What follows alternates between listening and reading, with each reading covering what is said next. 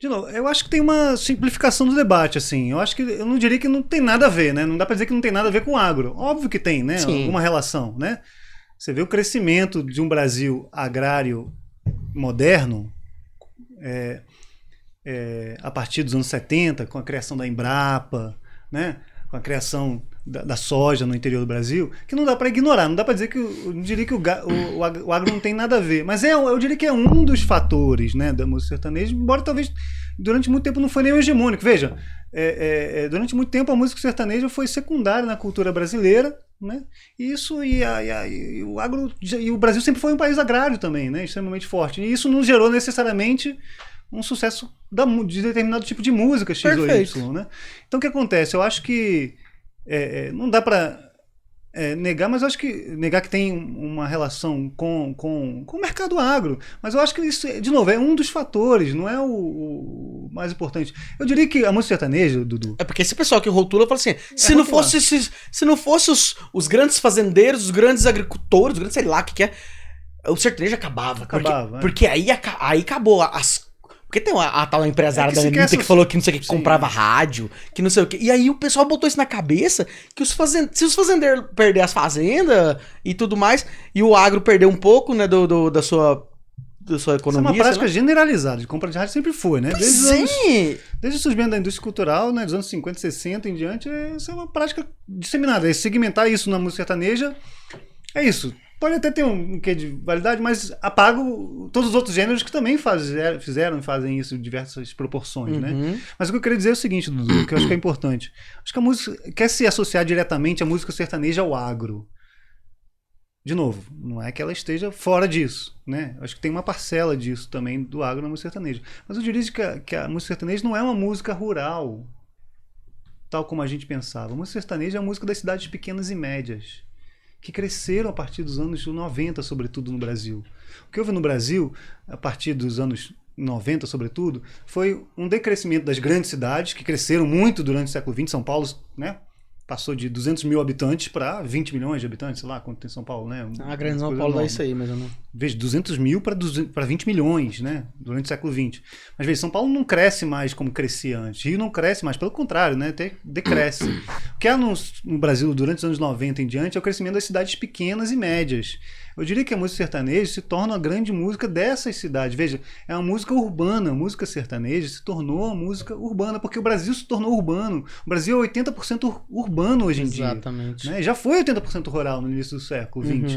Não é mais, né? Então a música sertaneja é a música dessas cidades, é uma música urbana, claro, com apelo ao campo, com apelo, né, a essa questão da ruralidade que não está mais exatamente presente como estava, né? Então eu acho que a música é onde esses caras fazem shows, em cidades pequenas e médias, né? Eles não fazem show em fazendas, né? Eles fazem show em cidades pequenas e médias, claro, e nas cidades grandes também, obviamente, né? Mas o grande mercado deles é esse, não é? É Comodoro lá no Mato Grosso, é Picos no Piauí, né? É Balsas no Maranhão, é do Luiz Eduardo Magalhães, é Goiânia, é São Paulo, né? Veja, né? Eu diria que a música sertaneja ela ganha expressão também porque o eixo econômico do Brasil muda, né? E não pode mais ignorar o agro. Veja, porque o agro, é interessante isso, né? O agronegócio ele vem substituir um tipo de produção no Brasil que é a produção do latifúndio, que era aquela produção ineficaz, litorânea, né? Da cana-de-açúcar, do café, ineficaz, né? Pouca produtividade, né? Alta exploração, né? Pouco mecanizado, né? E com quase nenhum investimento em agrotóxico, em maquinário, esse tipo de coisa, né? A partir dos anos 70, você tem a criação da Embrapa, que começa a pesquisa radical para a gente, por exemplo, corrigir no sentido da plantação, né? O solo do cerrado, né? E aí, a partir de adubos e, enfim, elementos químicos, a gente consegue transformar o cerrado na grande produção de soja que é hoje, né? Isso é um advento da Embrapa. A Embrapa que faz isso, é o Estado que faz isso, né? Com pesquisa, com as universidades. É importante que alguns saibam disso. As universidades são úteis para algumas coisas, né? Inclusive para o agro, né? Sim. A agronomia no agro, né?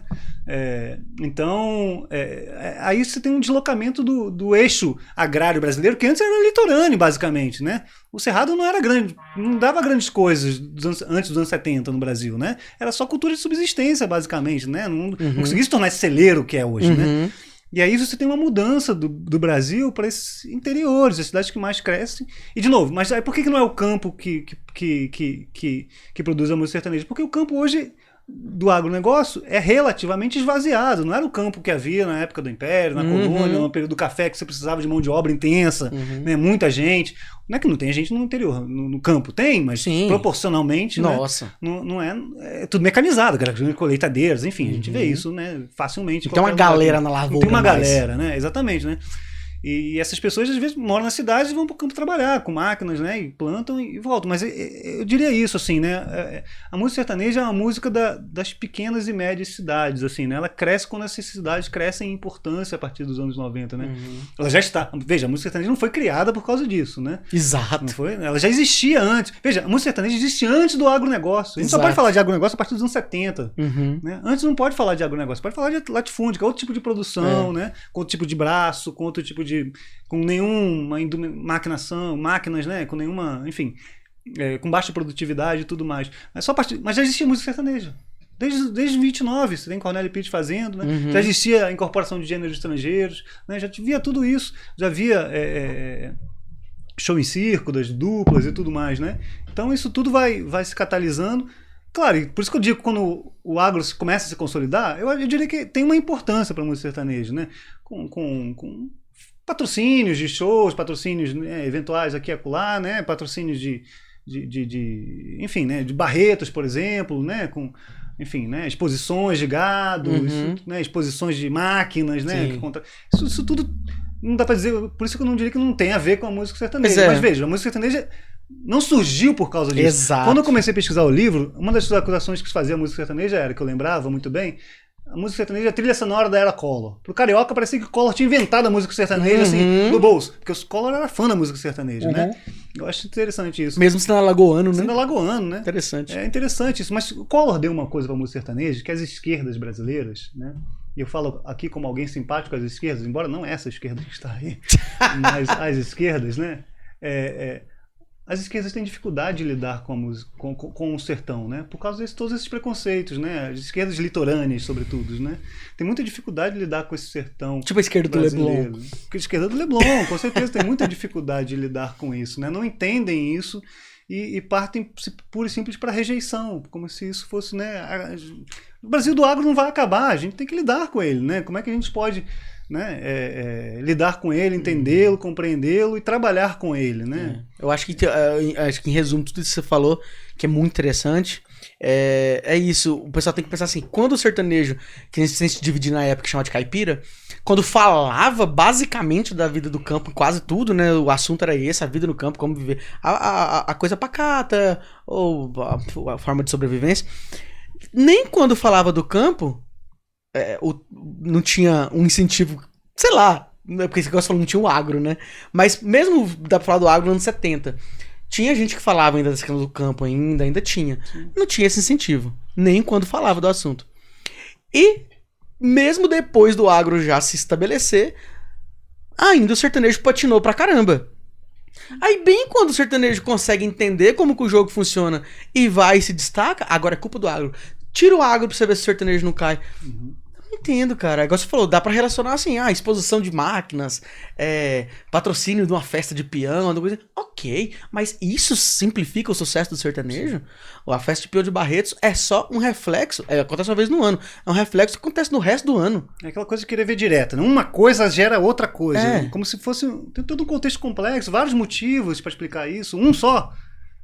É pobre, né? É pobre, cara. É pobre, né? E isso aí, eu preciso só ter uma certa maturidade, sabe? Quando eu vejo isso na internet, eu até saí do Twitter, porque eu falei, mano, eu não dou conta mais disso aqui, porque eu tenho, lá no meu perfil do Twitter, tava com uma foto com chapéu. Cara, é só de eu colocar lá, apareceu com minha foto com chapéu, esse cara é um sertanejo, é um bolsominion, é um... Não sei, o agro sustenta... Daqui a pouco eu falo que o agro sustenta a mim. Eu nunca... É uma generalização besta. Eu também nunca ganhei dinheiro nenhum do agronegócio. Se alguém quiser patrocinar, tô aceitando. Vamos lá, minha gente, né? Seria bom, né? Exato. Acho que o que dá raiva eu tô querendo, tô tentando. É que não tem, né? Se o povo do agro quiser patrocinar meu canal também, minha vida, eu vou ficar até caladinho. Mas assim, porra, mano... Ô, Dudu, eu falei uma coisa sobre o Collor, né? Porque quando eu comecei a pesquisar esse livro, a acusação que havia, não havia Bolsonaro ainda. Né? Então o pessoal da MPB, da intelectualidade universitária, de onde eu venho, né? Falava assim, Gustavo, você vai estudar o gênero, a trilha sonora da era Collor, né? Que absurdo, esses caras aí são um retrocesso. Não, eu falei, vamos ver, quero ver, por quê, o que houve, né? E o Collor deu uma coisa pra música sertaneja que eu acho que o Bolsonaro deu também. Veja, eu não sou favorável nem um pouco ao Bolsonaro, posso deixar claro aqui, né? Mas o Bolsonaro conseguiu fazer algo que a esquerda brasileira, as esquerdas, não é só o Lula não, as esquerdas têm muita dificuldade de conceder à música sertaneja, que é interlocução, diálogo, tentativa de entender e reconhecimento simbólico, sobretudo. Né? Bolsonaro fez isso, né? Coisa que o governo Lula, para ser mais específico, tem muita dificuldade de dar, né? Isso, reconhecer isso como um grande produto cultural brasileiro. Né? Quando Michel Teló foi, a gente falou aqui antes, né? Quando Michel Teló foi para a Europa fazer esse show de Aí Cê Te Pego, ele passou no Ministério da Cultura e o Ministério da Cultura desprezou ele, né? Porque ele era um produto para a gente veicular mundialmente. Não vou veicular porque isso é besteira, música boba, não sei o que.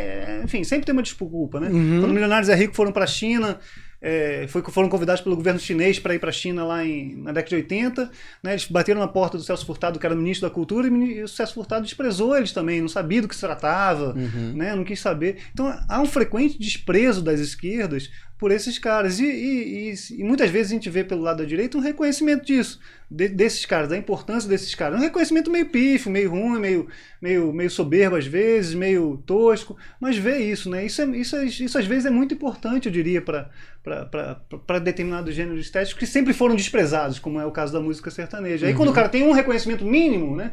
Lógico que ele vai ganhar o apoio, né? Veja, o que o Bolsonaro deu concreto pra gente? Veja, muito pouco, né? O que ele privatizou? Ele falou que ia privatizar? Não privatizou nada, né? O que ele falou que ia abrir os mercados? Não abriu nada. O que ele falou? Pouca mudança concreta, né? Do que prometeu, né? Do que prometeu, não fez nada, né? Veja, mas o que ele deu? Reconhecimento simbólico, você citar, uma simpatia, aparecer, né? Simpatia, convidar, vir aqui, né? Agora você vê o quê? A gente tem declaração do Lula falando que o cara do agro é um fascista. Pois é. Pô, ele falou isso, cara. Pois é, isso marca, né? Você se demarca alguém e você corta qualquer possibilidade de dialogar com o cara. Exatamente, em vez de aproximar... Beleza, fulano é fascista, mas e cicrano, né? Então eu vou conversar com o cicrano. Exato. Né? Que é do mesmo meio, né?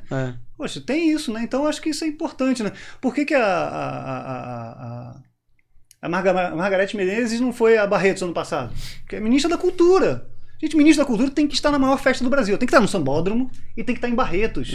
E tem que estar na passeata dos evangélicos, na Marcha para Jesus. Tem que estar. Tem que estar, cara. Tem que estar. Se quer fazer dialogar... Os três são cultura brasileira. Né? Se você é ministro da Cultura, você tem que dialogar. Você não pode fechar os olhos para isso. E a gente vê nas esquerdas, muitas vezes... Eu não gosto disso, eu não vou dialogar com isso. Pra mim não existe. Vou reconhecer isso. Mas veja, eu posso não reconhecer certa coisa como indivíduo, mas como político, não. Como representante nacional, não pode, você tem que dialogar. É compreensível, sei lá, o Lula não querer ir a Barretos com medo de ser vaiado. É compreensível. Aí você manda o quê? Você manda um ministro, porque o ministro é seu anteparo, né? É isso, o ministro vai lá dialogar, vai conversar, né? Pode até ser vaiado? Pode ser vaiado, mas você preserva o rei, né? Você preserva o presidente nesse sentido, né? Mas olha a sinuca de bico que a gente tá com essa polarização política. Polarização política não, essa imbecilidade política. Vamos supor, o Lula vai a Barretos, ele é vaiado. Mas se o Lula for a Barretos, mesmo sendo vaiado, mas a vaia fica ali, não repercute muito, o que é impossível. Aí ele tira uma foto ali em Barretos, posta na rede social, as esquerdas vão falar: o que você tá fazendo nesse antro de fascistas e bolsominions e tudo mais? Porque, cara, pelo amor de Deus, você acha que todo mundo que tá ali em Barretos é bolsominion? Claro que não, né? Assim como você acha que todo mundo que às vezes não votou no Bolsonaro é petista? Então, isso tem que acabar, e eu acho que não vai acabar. E tá ficando insuportável da gente conversar, da gente ter... Né? É por isso que é muito bom, por exemplo, você falou de ser mais simpático às esquerdas. Eu não acho que eu seja um cara pra falar assim, não, eu sou mais da esquerda. Eu acho que eu sou mais da direita. Mas eu sou um cara tão com tanta vontade de conversar, sabe? De trocar ideia, de falar o que eu sei e ouvir o que o outro sabe. É tão bom conversar com quem não vira pra você e fala assim, seu fascistinha. Sabe, é terrível isso, né? Empobrece pra caramba. Fascistinha, comunista, não sei o quê, né? Não leva muito a lugar nenhum, né? Estigmatiza, de novo, aponta o dedo, né? Resolve o quê, né? Nada, né? Fica só todo mundo falando a sua bolha, todo mundo falando do seu grupinho, ninguém mais quer discutir a nação, né? Fica cada um, a mulher, o negro, o fascista, o comunista, todo mundo criando seus guetos, né? Então, veja, tudo isso precisa dialogar, né? Mais intensamente. Qualquer coisa ganha destaque, aí alguém que gosta de monitorar, assim, gosta de levantar a bandeira, vai lá e vê, tal coisa fez sucesso, mas, sei lá, vamos dar um exemplo. Ana Castela tá fazendo sucesso, mas será que ela tem negros na equipe? Será que ela também emprega mais mulheres ou é só ela de mulher? Tem trans em quem trabalha com ela? Às vezes é uma questão do tom também, né? Porque às vezes o questionamento pode até ser válido, mas a questão é que a galera já vem com um tom de verdade, né? Isso é por isso. Mas se ela é sertaneja do agro, é uma fascistinha. Ela é homofóbica. Ela é... Poxa, cara. Isso é complicado. É triste, cara. É triste. E isso a médio e longo prazo acaba com a democracia, cara. Porque a democracia é o espaço. Por que a gente criou a democracia, né? Liberal, como a gente chama, que a gente vive, né? Para que a gente sabe que a gente discorda de algumas coisas.